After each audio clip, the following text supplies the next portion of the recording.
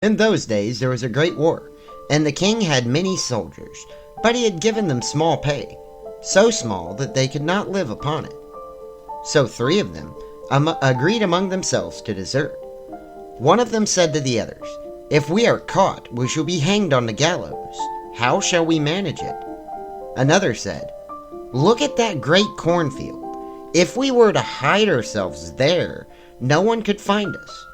The troops are not allowed to enter it, and tomorrow they are to march away." So they crept into the corn and waited till the next day. Only the troops did not march away, but remained lying all around about it. The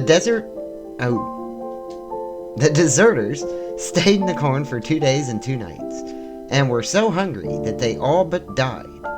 Yet if they had come out, their death would have been certain. Then said they, "What is the use of our deserting if we have to perish miserably here?" But suddenly a fiery dragon came flying through the air, and it came down to them and asked why they had concealed themselves there. They answered, "We are 3 soldiers who have deserted because the pay was so bad, and now we shall die of hunger if we stay here, or to dangle on the gallows if we go out." "If you come serve me for 7 years," said the dragon, "I will convey you through the army so that no one shall seize you."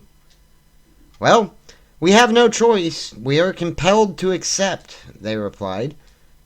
Then the dragon caught hold of them with his claws, and carried them away through the air over the army, and put them down again on the earth, far away from it. In a strange turn, the dragon was no other than the devil. He gave them a small whip and said, "Whip with that and crack it, and then as much gold will spring up around about it as you can wish for. Then you can live like great lords, keep horses, and drive your carriages. But when the 7 years have come to an end, you are my property." Then he put before them a book which they were forced to sign. "At that time I will ask you a riddle," he said, "and if you can guess it, you shall be free and released from my power." Then the dragon flew away from them, and they went away with their whip and had plenty of gold, ordered themselves rich apparel, and traveled about the world. Wherever they were, they lived in pleasure and magnificence, rode on horseback, drove in carriages, ate and drank, but did nothing wholly wicked. The time slipped quickly by. Even still, when the 7 years were coming to an end, 2 of them were terribly anxious and alarmed.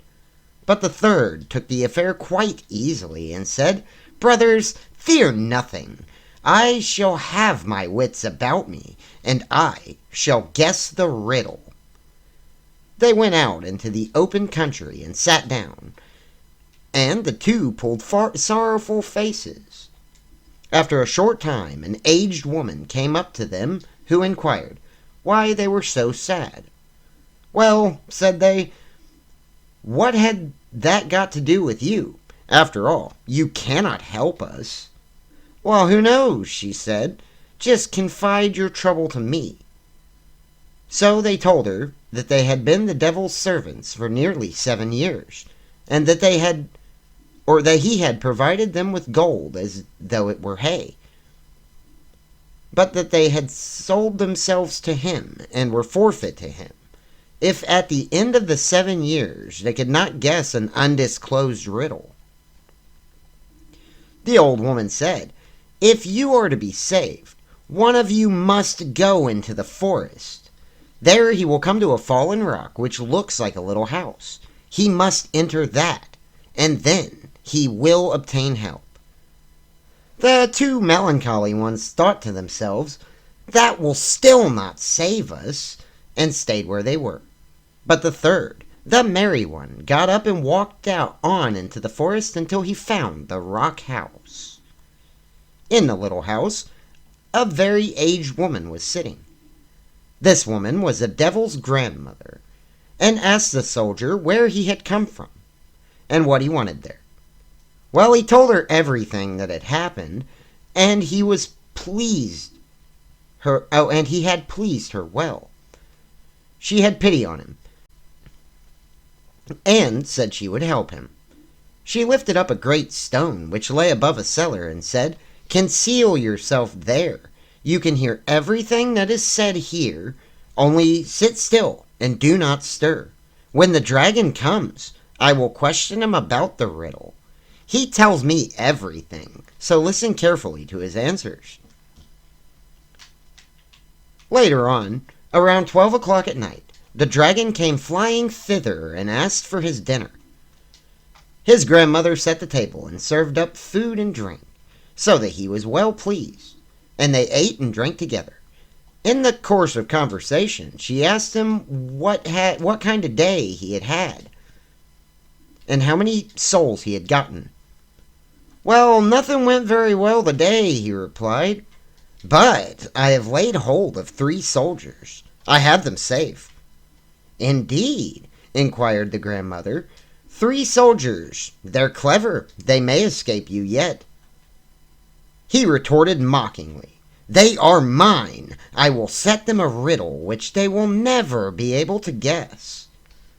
"Well, what riddle is that?" she continued. "I will tell you," the devil replied. "In the great North Sea lies a dead dogfish that shall be your roast meat, and the rib of a whale shall be your silver spoon, and a hollow old horse's hoof shall be your wine glass." Later on, when the devil had gone to bed, the old grandmother raised up the stone and let out the soldier. "Did you give heed to everything?" she asked. "Yes," said he, "I know enough and will save myself." Then he had to go back another way, through the window, secretly and with all speed, to his companions. He told them how the devil had been outwitted by his old grandmother, and how he had learned the answer to the riddle from him. Then they were all delighted and of good cheer, and took the whip and whipped up so much gold for themselves that it ran over the ground around them. When the 7 years had fully gone by, the devil came with the book, showed the signatures, and said, "I will take you with me to hell. There you shall have a meal. If you can guess what kind of roast meat you will have to eat, you shall be free and released from your bargain, and may keep the whip as well." The first soldier began and said, "In the great North Sea there lies a dead dogfish. That is no doubt the roast meat." The devil was angry and began to mutter, and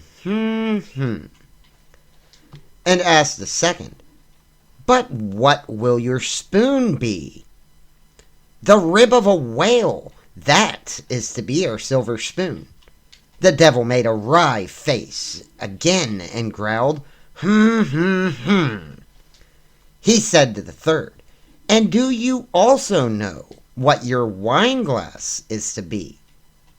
"An old horse's hoof is to be our wine glass."